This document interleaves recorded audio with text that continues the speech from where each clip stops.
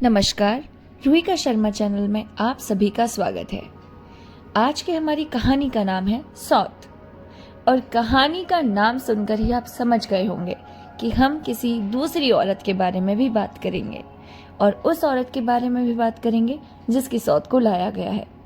तो चलिए कहानी को शुरू करते हैं और जानते हैं कि कौन किसकी सौत को लेकर आया है और सौत अच्छी थी या फिर पहले की बीवी। तो चलिए कहानी शुरू करते हैं। जब रजिया के 2-3 बच्चे होकर मर गए और उम्र ढल चली तो रामू का प्रेम उससे कुछ कम होने लगा और दूसरे ब्याह की धुन सवार हो गई। आए दिन रजिया की बकझक होने लगी। रामू एक ना एक बहाना खोजकर रजिया पर बिगड़ता और उसे मारा करता और अंत को वह नई स्त्री ले ही आया। इसका नाम था दासी। चंपरई रंग था, बड़ी बड़ी आंखें, जवानी की उम्र। पीली कुशांगी रजिया भला इस नव यौवना के सामने क्या जचती। फिर भी वह जाते हुए स्वामित्व को जितने दिन हो सके अपने अधिकार में रखना चाहती थी। तिगरते हुए छप्पर को थूनियों से संभालने की चेष्टा कर रही थी। इस घर को उसने मर मर कर जो बनाया था उसे सहज ही में नहीं छोड़ सकती। वह इतनी बेसमझ नहीं कि घर छोड़कर जी जाए और दासी राज करे। एक दिन रजिया ने रामू से कहा, सुनते हो, मेरे पास साड़ी नहीं है, जाकर ला दो।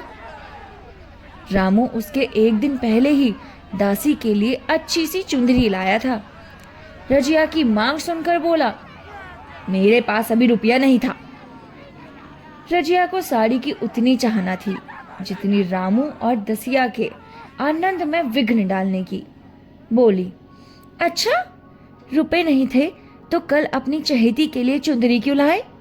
चुंदरी के बदले उसी दाम में 2 साड़ियां लाते तो एक मेरे काम ना आ जाती। हाँ हाँ, सब समझती हूँ तुम्हारी। रामू ने स्वेच्छा भाव से कहा, मेरी इच्छा, जो चाहूंगा करूंगा, तू बोलने वाली कौन है? अभी उसके खाने खेलने के दिन है। तू चाहती है अभी से नॉन तेल की चिंता में डाल दूं उसे? ये मुझसे ना होगा। तुझे ओढ़ने पहनने की साध है तो काम कर। भगवान ने क्या हाथ पैर नहीं दिए?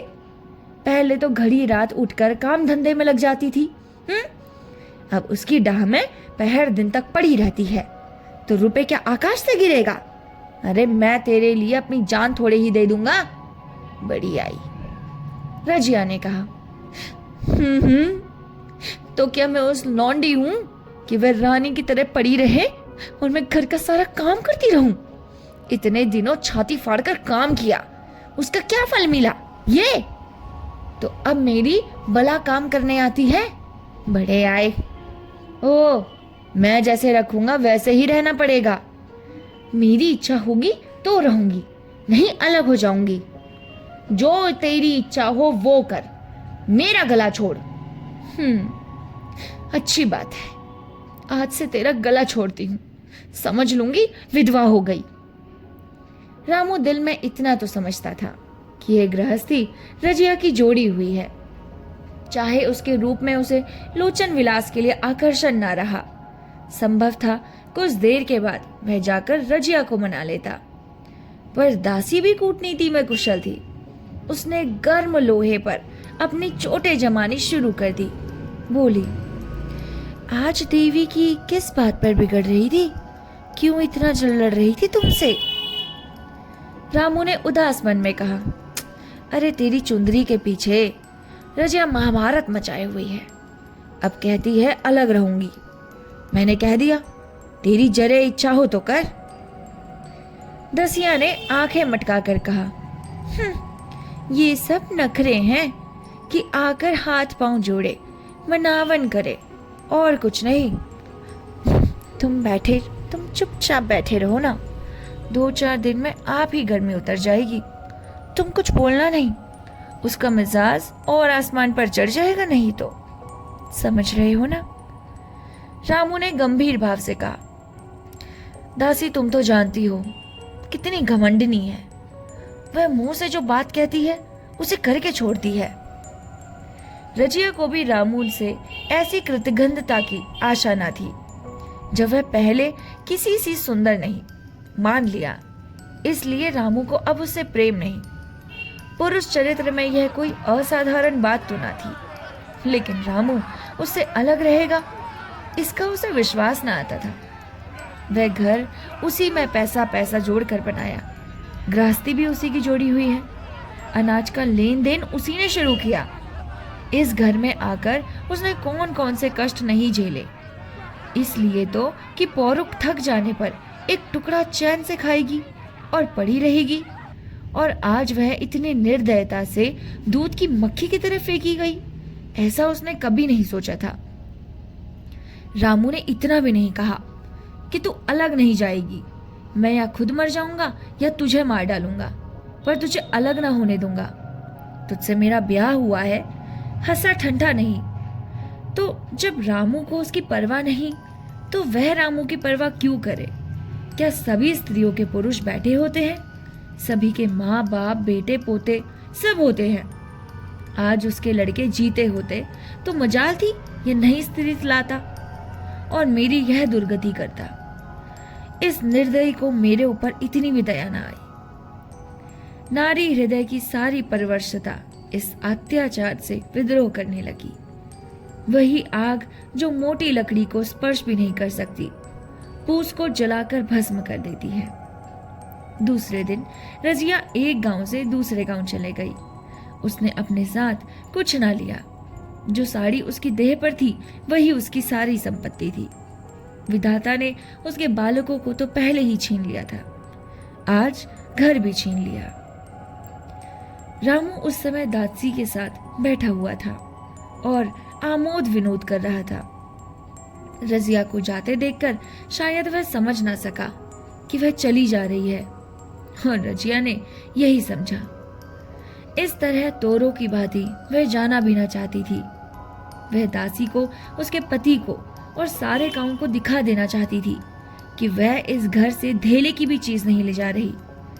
गांव वालों की दृष्टि में रामू का अपमान करना ही उसका लक्ष्य था। उसके चुपचाप चले जाने से तो कुछ भी ना होगा। रामू उल्टा सबसे कहेगा कि रजिया घर की सारी संपत्ति उठा ले गई। उसने रामू को पुकार कर कहा, संभालो अपना घर, मैं चाहती हूं। तुम्हारे घर की कोई भी चीज अपने साथ नहीं ले जा रही। रामू एक क्षण के लिए कर्तव्य भ्रष्ट हो गया। क्या कहे उसकी समझ में नहीं आया। उसे आशा ना थी कि वो ऐसे चले जाएगी। उसने सोचा था जब वह घर ढोकर ले जाने लगेगी तब वह गांव वालों को दिखाकर उनके सहानुभूति प्राप्त कर लेगा, मगर अब क्या करे? रजिया तो खाली हाथ ही जाने लगी। इसी बीच दसिया बोली, जाकर गांव में ढिंढोरा पीटाओ ना, यहाँ किसी का डर नहीं है। तू अपने घर से लाई ही क्या थी जो कुछ लेकर जाओगी? बड़ी आई, कुछ नहीं ले जा रही। रजिया ने उसके मुंह न लगकर रामू से ही कहा, सुनते हो अपनी चहेती की बातें, फिर भी मुंह नहीं खुलता। मैं तो जाती हूं, लेकिन दस्सो रानी, तुम भी ये दिन राज ना करोगी। ईश्वर के दरबार में अन्याय नहीं फलता, बड़े बड़े घमंडियों को घमंड चूर कर देता है। दसिया ठट्ठा मारकर हंसी, बड़ी आई। पर रामू ने सर झुका लिया और रजिया चली गई। रजिया जिस नए गांव में आई थी वह रामू के गांव से मिला ही हुआ था, अतएव यहाँ के लोग उससे परिचित हैं। वह कैसी कुशल गृहिणी है, कैसी मेहनत, कैसी बात की सच्ची, यह यहाँ किसी से ना छिपा था। रजिया को मजूरी मिलने में कोई बाधा ना हुई। जो एक लेकर दो का काम करे, उसे काम की क्या कमी। 3 साल एक रजिया ने कैसे काटे, कैसे एक नई गृहस्थी बनाई, कैसे खेती शुरू की, इसका बयान करने बैठे तो पोथी हो जाए। संचय के जितने मंत्र हैं, जितने साधन हैं, वे रजिया को खूब मालूम थे। फिर अब उसे लाग हो गई थी, और लाग में आदमी की शक्ति का वारा पार नहीं रहता। गांव वाले उसका परिश्रम देखकर दांतों उंगली दबा देते थे। वह रामू को दिखा देना चाहती थी कि मैं तुमसे अलग होकर भी आराम से रह सकती हूँ। अब वह पराधीन नारी नहीं है, अपनी कमाई खाती है। रजिया के पास बैलों की एक अच्छी जोड़ी है। रजिया उन्हें केवल खली भूसी देकर नहीं रह जाती, रोज दो दो रोटियां भी खिलाती है। फिर उन्हें घंटों सहलाती है। कभी कभी उनके कंधों पर सर रखकर रोती है और कहती है, अब बेटे तो हो हुई, पति भी तुम ही हो, मेरी जान अब तुम्हारे ही साथ है। दोनों बैल शायद रजिया की भाषा और भाव समझते थे। वे मनुष्य नहीं हैं, बैल हैं। दोनों सर नीचा करके रजिया का हाथ चाटकर उसे आश्वासन देते हैं। वे उसे देखते ही कितने प्रेम से उसकी ओर ताकने लगते हैं, कितने हर्ष से कंधा झुकाकर उस पर जुआ रखवाते हैं और कैसा जी तोड़ काम करते हैं। यह वे लोग समझ सकते हैं जिन्होंने बैलों की सेवा की है और उनके हृदय को अपनाया है। रजिया इस गांव की चौधराइन है। उसकी बुद्धि जो पहले नित्य आधार खोजती रहती थी और स्वच्छंद रूप से अपना विकास न कर सकती थी, अब छाया से निकालकर प्रौढ़ और उन्नत हो गई है। एक दिन रजिया घर लौटी तो एक आदमी ने कहा, तुमने नहीं सुना चौधराइन, रामू तो बहुत बीमार है, सुना 10 लंघन हो गए हैं। रजिया ने उदासीनता से कहा, जूड़ी है क्या? जूड़ी नहीं, कोई दूसरा रोग है, बाहर खाट पर पड़ा था। मैंने पूछा, कैसा है जी रामू? तो रोने लगा, बहुत बुरा हाल है, घर में एक पैसा भी नहीं कि दवा दारू करे। दसिया के एक लड़का हुआ है, वह तो पहले भी काम धंधा न करती थी और अब तो लड़कोरी है। कैसे काम करने आए, सारी मार रामू के सर जाती है। फिर गहने चाहिए, नई दुल्हन कैसे रहे? रजिया ने घर में जाते हुए कहा, जो जैसा करेगा आप भोगेगा। लेकिन अंदर उसका जी न लगा। वह एक क्षण में फिर बाहर आई। शायद उस आदमी से कुछ पूछना चाहती थी और इस अंदाज में पूछना चाहती थी मानो उसे कुछ परवाह नहीं, पर वह आदमी चला गया। रजिया ने पूर्व पश्चिम जा जाकर देखा, वह कहीं ना मिला। तब रजिया द्वार के चौखट पर बैठ गई। इसे वे शब्द याद आए जो उसने 3 साल पहले रामू के घर चलते समय कहे थे। उस वक्त जलन में उसने वह श्राप दिया था। अब वह जलन न थी, समय ने उसे बहुत कुछ शांत कर दिया था।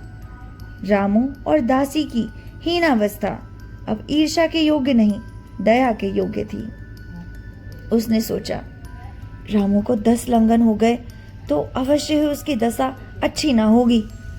कुछ ऐसा मोटा ताजा तो पहले भी ना था। 10 लंघन तो बिल्कुल ही घुला डाला होगा। फिर इधर खेती बाड़ी में टोटा ही रहा। अरे, खाने पीने को भी ठीक ठाक ना मिला होगा। क्या करूं? पड़ोसी की एक स्त्री ने आग लेने के बहाने आकर पूछा, सुना रामू बहुत बीमार है, जो जैसी करेगा वैसी भरेगा। तुम्हें इतनी बेदर्दी से निकाला कि कोई अपने बैरी को बिना निकाले। रजिया ने टोका, नहीं दीदी, ऐसी बात ना थी। वे तो बेचारे कुछ बोले ही नहीं। मैं चली तो सर झुका लिया। दसिया के कहने में आकर वे चाहे जो कुछ कर बैठे हों, यो मुझे कभी कुछ कहा नहीं। किसी की बुराई क्यों करूं? फिर कौन मर्द ऐसा है जो औरों के बस नहीं हो जाता? दसिया के कारण उनकी यह दशा हो गई। पड़ोसन ने आग न मांगा, मुंह फेर कर चले गई। रजिया ने कलसा और रस्सी उठाई और कुएं पर पानी खींचने गई।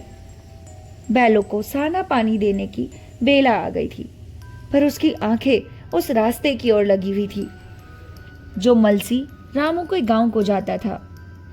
कोई उसे बुलाने अवश्य आ रहा होगा। नहीं, बिना बुलाए वह कैसे जाएगी? लोग कहेंगे आखिर दौड़ी आई ना। मगर रामू जो अचेत पड़ा होगा। 10 लंघन थोड़े नहीं होते। उसकी देह में था ही क्या? फिर उसे कौन बुलाएगा? दसिया को क्या गरज पड़ी है? कोई दूसरा घर कर लेगी। जवान है, 100 ग्राहक निकल आवेंगे। अच्छा, वह आ रहा है। हाँ, आ रहा है। कुछ घबराए सा जान पड़ता है। कौन आदमी है? इसे तो कभी मलसी में देखा नहीं, मगर उस वक्त से मलसी कभी गई भी तो नहीं। 2-4 नए आदमी आकर बस ही गए होंगे। बटोही चुपचाप कुएं के पास से निकला। रजिया ने कलसा जगत पर रख दिया और उसके पास जाकर बोली, रामू महतो ने भेजा है ना तुम्हें? अच्छा तो चलो घर, मैं तुम्हारे साथ चलती हूँ। नहीं, मुझे अभी कुछ देर है। बैलों को सानी पानी देना है, दिया बत्ती करनी है। ऐसा करती हूँ, मैं तुम्हें रुपए दे देती हूँ, जाकर दसिया को दे देना।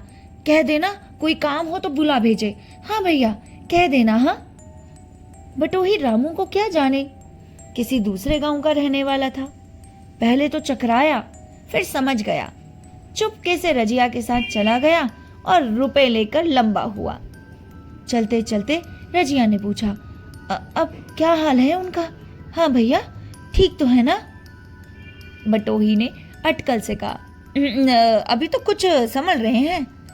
अच्छा, दसिया बहुत रोध हो तो नहीं रही? नहीं, रोती तो नहीं थी। हाँ हाँ, वह क्यों रोएगी, मालूम होगा पीछे। बटोही चला गया तो रजिया ने बैलों को साना पानी किया, पर मन रामू की ओर ही लगा हुआ था। से स्नेह स्मृतियां छोटी छोटी तारिकाओं की भांति मन में उदित होती जाती थी। एक बार जब वह बीमार पड़ी थी, वह बात याद आई। 10 साल हो गए, वह कैसे रात दिन उसके सिरहाने बैठा करता था। खाना पानी तक भूल गया था। उसके मन में आया क्यों ना कि चल कर देख ही आवे। कोई क्या कहेगा, किसका मुंह है जो कुछ कहे। चोरी करने नहीं जा रही हूँ, उस आदमी के पास जा रही हूँ जिसके साथ 15-20 साल बिताए। दसिया नाक से कोड़ेगी, मुझे उससे क्या मतलब। रजिया ने किवाड़ बंद किए, घर मजूर को सहेजा और रामू को देखने चली गई, कांपती झिझकती, क्षमा का दान लिए हुए। रामू को थोड़े ही दिनों में मालूम हो गया था कि उसके घर की आत्मा निकल गई और वह चाहे कितना जोर करे, कितना ही सर खपाए, उसमें स्फूर्ति नहीं आती। दासी सुंदरी थी, शौकीन थी और फूहड़ थी। जब पहला नशा उतरा तो ठाए ठाए शुरू हो गई। खेती की उपज कम होने लगी और जो होती भी थी वह ऊट पटांग खर्च होती थी। ऋण लेना पड़ता था। इसी चिंता और शोक में उसका स्वास्थ्य बिगड़ने लगा। शुरू में कुछ परवाह न की, परवाह करके ही क्या करता, घर में पैसे ना आते थे। अताइयों की चिकित्सा ने बीमारी की जड़ और मजबूत कर दी और आज 10-12 दिन से उसका दाना पानी छूट गया। मौत के इंतजार में खाट पर पड़ा करा रहा था और अब वह दशा हो गई थी जब हम भविष्य से निश्चिंत होकर अतीत में विश्राम करते हैं, जैसे कोई गीदड़ आगे का रास्ता बंद पाकर पीछे लौटे। रजिया को याद करके वह बार बार रोता और दासी को कोसता, तेरे ही कारण मैंने उसे घर से निकाला। वह क्या गई, पूरी लक्ष्मी चले गई। मैं जानता हूं अब भी बुलाऊं तो दौड़ी आएगी, लेकिन बुलाऊं किस मुंह से। एक बार वो आ जाती, उससे अपने अपराध क्षमा करा लेता, फिर मैं खुशी से मरता। और लालसा नहीं है। सहसा रजिया ने आकर उसके माथे पर हाथ फेरते हुए पूछा, कैसा है जी तुम्हारा? मुझे तो आज ही हाल मिला। रामू ने सजल नेत्रों से उसे देखा पर कुछ कह न सका। दोनों हाथ जोड़कर उसे प्रणाम किया, पर हाथ जुड़े ही रह गए और आंख उलट गई। लाश घर में पड़ी थी। रजिया रोती थी, दसिया चिंतित थी। घर में रुपए का नाम नहीं। लकड़ी तो चाहिए ही, उठाने वाले भी जलपान करेंगे ही। कफन के बगैर लाश उठेगी कैसे? 10 से कम का खर्चा ना था यहाँ। घर में 10 पैसे भी नहीं। डर रही थी कि आज गहन आफत आई। ऐसी कीमती भारी गहने ही थे कौन? किसान की बिसात ही क्या? 2-3 नग बेचने से 10 मिल जाएं, मगर और हो ही क्या सकता था। उसने चौधरी के लड़के को बुलाकर कहा, देवर जी, ये बेड़ा कैसे पार लागे? गांव में कोई धेले का भी विश्वास करने को नहीं। मेरे गहने हैं, चौधरी से कहो इन्हें गिरवी रख के आज का काम चलाए, फिर भगवान मालिक है। रजिया से क्यों नहीं मांग लेती? सहसा रजिया आंखों पोंछते हुए आ निकली। कान में भनक पड़ी। पूछा, क्या है जोखू, क्या सलाह कर रहे हो? अब मिट्टी उठाओगे कि सलाह की बेला है? हाँ, उसी का सरंजाम कर रहा हूं। रुपए पैसे तो होंगे नहीं, बीमारी में खर्च हो गए होंगे। इस बेचारी को तो बीच मझधार में लाकर छोड़ दिया। तुम लपक कर उस घर चले जाओ भैया। कौन दूर है, कुंजी लेते जाओ। मंजूर से कहना भंडार से 50 रुपए निकाल दे, कहना ऊपर की पटरी पर रखे हैं। वह तो कुंजी लेकर उधर गया। इधर दसिया राजो के पैर पकड़कर रोने लगी। बहनापे के ये शब्द उसके हृदय में बैठ गए। उसने देखा रजिया में कितनी दया, कितनी क्षमा है। रजिया ने उसे छाती से लगाकर कहा, क्यों रोती हो बहन? वह चला गया, मैं तो हूं, किसी बात की चिंता न कर। इसी घर में हम और तुम दोनों उसके नाम पर बैठेंगी। मैं वहां भी देखूंगी, यहां भी देखूंगी। धाप भर की बात है क्या? कोई तुमसे गहने मापे मांगे तो मत देना। दसिया का जी होता था कि सर पटक कर मर जाए।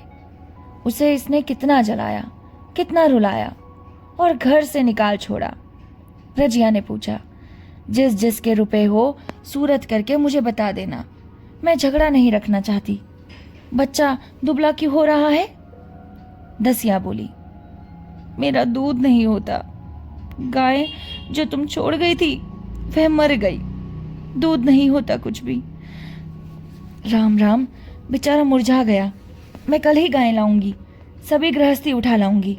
वहां क्या रखा है? लाश से उठी रजिया उसके साथ गई। दाह कर्म किया, भोज हुआ, कई 200 रुपए खर्च हो गए, किसी से मांगने ना पड़े। दसिया के जौहर भी इस त्याग की आंच में निकल आए। विलासिनी सेवा की मूर्ति बन गई। आज रामू को मरे 7 साल हो गए हैं। रजिया घर संभाले हुए है। दसिया को अब वो सौत नहीं, अपनी बेटी समझती है। पहले उसे पहनाकर तब आप पहनती है, उसे खिलाकर आप खाती है।